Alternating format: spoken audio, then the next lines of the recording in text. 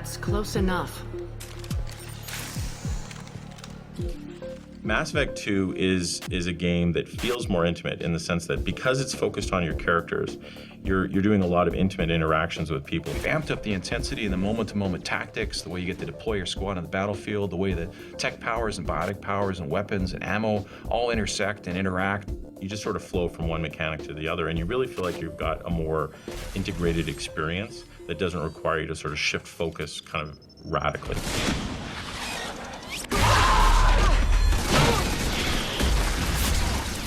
That mech's got heavy armor plating. Those Quarians never stood a chance. This is gonna be one tough son of a bitch to take down. There's an intelligence and a logic to the world. It feels thought out. It doesn't feel like they're just making shit up as they go along. We've put a lot of effort in making sure that the world feels alive. So, I mean, you walk into a room, you're gonna see people having a conversation. They're gonna be over, chopping up monkey parts at the butcher's. All of these things create this world that starts to live and breathe and has some weight and has some credibility. And suddenly you're not just playing a game, you're in that world. It really shows sort of the thoughtfulness behind the development of the game and that real sense of this is my own personal story. I'm not going to have an experience like anyone else who's playing the game. It personalizes it for people. They get more involved, more investment in what's happening around them. The technology has come so far that we can replicate a human in a video game. You're playing seemingly actual human beings that carry emotions, have thoughts, have personalities and different character traits. The conveyance of emotion and the conveyance of actual thought versus what a character is saying via facial expression is pretty incredible.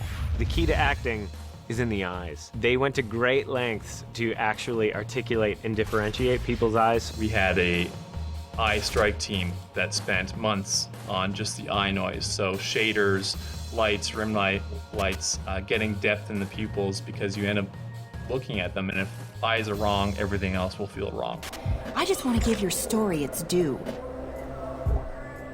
What, so you can try to do another smear job on me? I wish I'd done that the first time we met. We have a dialogue system that allows you to just constantly make choices as though you're having a natural conversation with somebody. So you end up having a conversation at real-time speed. It's this circle at the bottom of the screen, and it comes up and it gives you all these options of how you can respond in given situations. The top answers are the nice ones, and the farther you go down is the more mean you get. I feel like you do have more variety. It's not just be nice, or be neutral. I feel like there are other shades of gray in there. There's a lot of times that you'll get some dialogue options that are just hilarious, and you kind of just want to pick those just to see what happens. Stand still. Try it and you'll be scanning the inside of your colon. I'd almost pay to see that. And when you click the joke, you kind of feel like you made the joke, and it's one of those. And yes, you feel like you're the comedian, which is really hard to pull off to make the player feel like they're funny. It ends up being, I think, a surprisingly true-to-life experience where you're talking to people, but you know that something that you do or say will eventually have repercussions that don't get forgotten by the world that you're playing in. We want to have choices with consequences. And we want to see those choices unfold in a variety of ways. They're going to impact the moment-to-moment, the tactical things, the way combat unfolds, the way that a character reacts to you, the way that they look at you. The small details matter. Sometimes it's like, well, I'm going to make a decision, and if I fail to act, that decision passes you by, and you have to live with the consequences of not making that decision. Beyond that, we want to have choices with consequences on the people that you travel through the galaxy with, the companions. They're the mirror of your actions, the lens through which you see the world. The decisions you make choose what kind of future or fate that they have on top of what you have. There's times when you have disagreements between your team, so you actually have to sometimes pick sides. So you can actually damage your relationship with your henchmen, and that can have very dire consequences.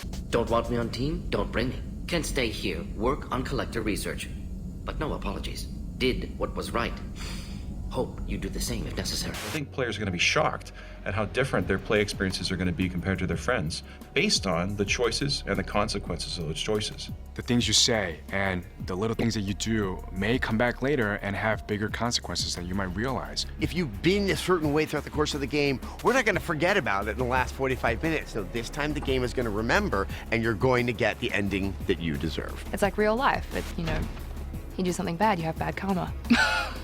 Those decisions that are a butterfly flapping its wings that are going to eventually turn into a hurricane in the 5th act of the game is just, where's that hurricane going to go, and am I going to be killed by it? Death is a really important theme of Mass Effect 2. You start the game dead, and you can finish the game dead. And that shocked a lot of people.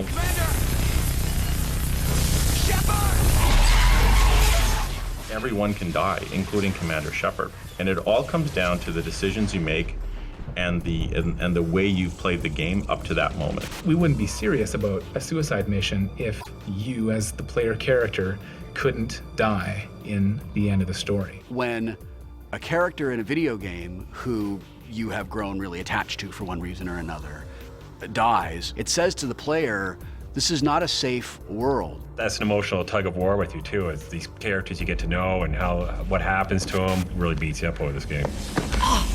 Find peace in the embrace of the goddess. There's not this happy ending where everything's just like, you know, Bambi and birds, and it can really end really, really poorly for you. We're unique in that we give you as many tools as we can to let you explore it in as different ways as you can. That's what defines the games, is that it's you making the choices. It's not watching what a director did. It's about what you're doing to create your own personal experience. And I think this is how you get there, is by being able to control the dialogue, the action, and the real decisions that you're making. Very well, Shepard. The controls are online. The switch and consequences are yours. And I can understand how so many people are addicted to this type of entertainment. This is a video game? This is crazy.